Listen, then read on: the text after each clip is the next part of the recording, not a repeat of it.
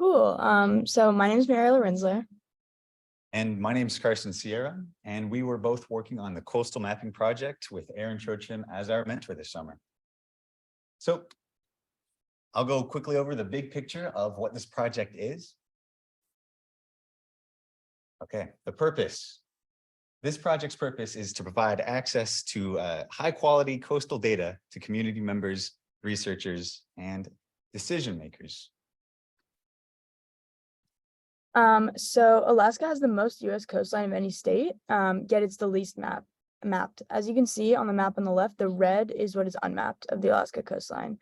Alaska is in the Arctic, so it is impacted by global warming at a higher rate than the lower 48. And this has serious implications for coastal communities as they deal with increased shoreline risk and flood risks. Okay, wonderful. I will quickly go over what the general topography data pipeline is. So first thing that's done is the data is collected at the coastal communities in Alaska via an airplane that flies a very special sensor that gets topography LiDAR data. I'll go over that in a little bit. The data is then edited, with this currently being the biggest bottleneck of the project, taking about 2 years of backlog currently. Again, go over that in a little bit. And Mariella, do you want to go over the last part of the pipeline? Yeah, so getting the data out to the people that need it is the last part. The goal is to have it published through NOAA's Digital Coast, which sends out email updates whenever data is added to their site, and also to have it on the story map once that is published. Okay, I will go over what I specifically did in this project, which was editing topography LiDAR data. So I'll be going over what it is. It's difficult, why it's difficult to edit, how I learned to edit. So yeah, let's get started with what is it? Topography LiDAR sounds like a big word, but basically topo like topography, land, bathy, like bath, water, LiDAR, light imaging detection and ranging using lasers. Lasers are really cool. Add it all together, you get this wonderful point cloud data with, you see the white here is the water line, blue is above water, red is below water. So we get this wonderful data. However, it is complicated. You get this point cloud and it get all the information. Here's an example of an elevation model. There's more information within each point, and there's specific classification. Like I mentioned in the previous slide, you have underwater, which is red, above water, which is blue. And to edit this data, there is a really niche software. It's old, it looks clunky. However, it is a very powerful software, just hard to learn at the beginning. So we get this data.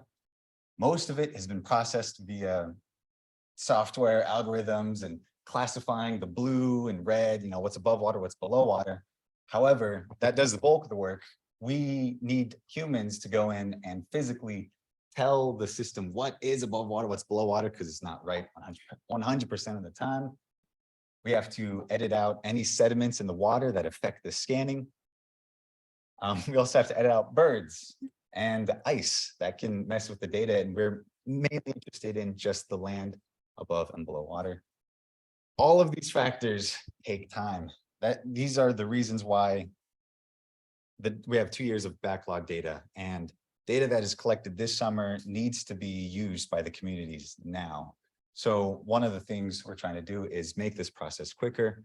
But I'll quickly go over how I learned how to do this editing, which is previous documentation. Last year's interns did a phenomenal job getting us started on how to edit it. The Wikipedia page of one of our partners, JavelTech, and simply one-on-one guidance from people who've been editing this stuff for a long time. It's really satisfying to have a problem with data and have somebody from JavelTech come through and just edit it, because they go so fast and it's just very therapeutic. Okay. Now I will pass it on to Mariella. Cool. Yeah. So my aspect of this project was to create a story map with the main goal of creating an space that allows people to learn all about topography LiDAR data. As you can see in this screenshot below, we have sections from the importance of coastal mapping, to what topography LiDAR data is, who the end users are, who this data is important for, data gaps, and then filling in those data gaps, and trying to address how we can get more of this vital data into the hands of those who need it the most.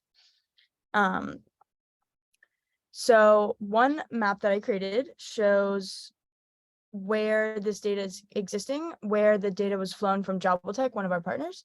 And it shows from 2018 all the way through 2023, where they're planning to fly this year. This is really important because community members can see if data exists in their community, and if it will be helpful to them. So who can use this data? Like I said, it's really important for community members dealing with increased impacts of climate change. But it also can be useful at the state and federal level. For example, the US Coast Guard needs it for safe navigation. And in the public sector, industries like energy, fisheries, recreation, scientific needs in the research community, and also safety for emergency response, like flood risk mapping. Yeah, and so how I researched was just looking at a lot of other story maps, looking at what I thought was done well, and how I could make our story map the most user-friendly, watching a lot of tutorials on QGIS and ArcGIS, and I also got to do a bit of reaching out to stakeholders, people in the scientific community, finding out where people felt the data was needed the most and where it was lacking. Okay, and now we'll go over the lessons learned. So one of the main lessons learned was when to ask for help. Mariella, do you want to go over that first point? Yeah, so I actually learned about myself this summer that I tend to go to ask for help too quickly. And I sort of started to learn the value of struggling through a frustration or a challenge, to sort of find your way through that challenge instead of just running to ask for help. And I had the exact opposite problem with that. I would wait far too long to ask for help, banging my head on the table on one problem. Could have saved so much time just asking help. Also, learning the program. The program I mentioned before is made by one guy. He's now retired, is retired. They've done updates to it. Anyway, that was really fun learning something that doesn't have a whole lot of documentation. I learned from, YouTube videos, and that was one of the things I tried to help contribute to is documentation. And it felt very satisfying once I kind of got the hang of it, and then being able to write stuff for future editors. Using time wisely was also something that we thought was a very important lesson. Like Carson said, if you're banging your head against the wall, you're frustrated, it's really important to just give yourself a brain break, get up, take a breather, and to come back to something with a new, fresh pair of eyes is really important. Oh, and if anybody in the audience ever needs to have access to ARC Online, go directly to OIT in person. You will save a lot of time. Okay, in conclusion, just very general. I'll keep talking about, editing that topographic LiDAR. That was a big success on my end. Yeah, I found some success in learning QGIS and ArcGIS, Google Earth Engine as well, just expanding my knowledge of GIS software. Yeah, and Mary Ellen and I both really enjoyed this team that we had of people with different skill sets, different backgrounds. We weren't all doing the same thing. Excuse me. And I found that very valuable this summer. Got to meet some interesting people, really fun people. Yeah. What did we enjoy least? It wasn't terrible. That was mine personally. I learned that about myself, but that's okay. Yeah, and I think I really enjoyed most about this internship was learning about who this data is most useful for and how it can impact their lives. I got to expand my technical skill set, my know-how, and contribute to a knowledge base. Any questions?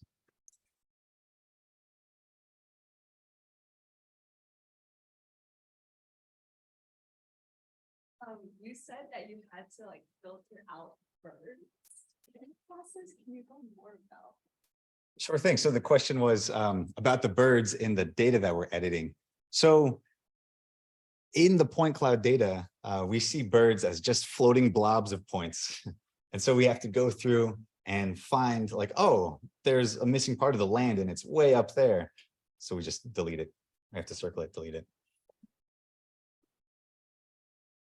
So you talked about like the editing being kind of like the huge bottleneck right now. Do you think that that's because like there's just simply not enough people doing it, or is there not enough funding, or is it kind of the software? Like, what are your thoughts? Yeah, that's a great question. So the question was, what are my thoughts on the bottlenecking of the editing process?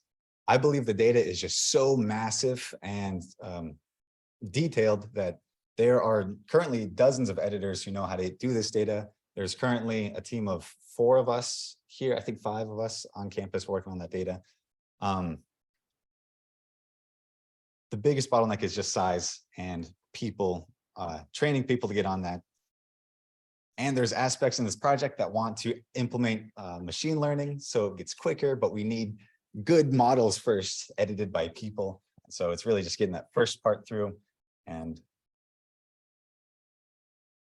streamlining it from there. That answered the question. Yes.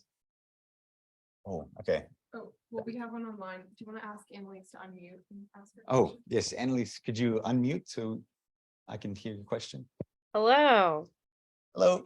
Thank you guys so much for sharing. My question is just building off of the idea of the interdisciplinary team. So I'm curious from both of you guys, what strengths, as you worked together, what strengths were each of you bringing? What did you learn from each other throughout this summer? That's a wonderful question. I know personally, I learned from Mariella's perspective to get a bigger snapshot of what was going on in this coastal mapping project. It sounds kind of silly, but I was really just in the elbows deep in data and I did not get a macro shot of what was going on. So it was really helpful for me to just have conversations with Mariella, like, oh, what did you talk about for making a story map? What key points are you going to take out? And getting the storyteller's point of view for what's happening to this data. I really enjoyed having that conversation in that specific instance with Mariella. How about you, Mariella? Yeah, for me, I would say having an interdisciplinary team was super awesome. And like, even the fact that like the team of editors, like I would come to you guys for advice and help with the bigger picture stuff. And I just think that being able to work collaboratively like that, despite our backgrounds, was really, really awesome. And it was great to have a space that we all felt comfortable doing that. Awesome. Thank you guys. When and where will the story map be accessible? That's a great question. So the question was, when and where will the story map be accessible? Mariella, do you want to answer that one?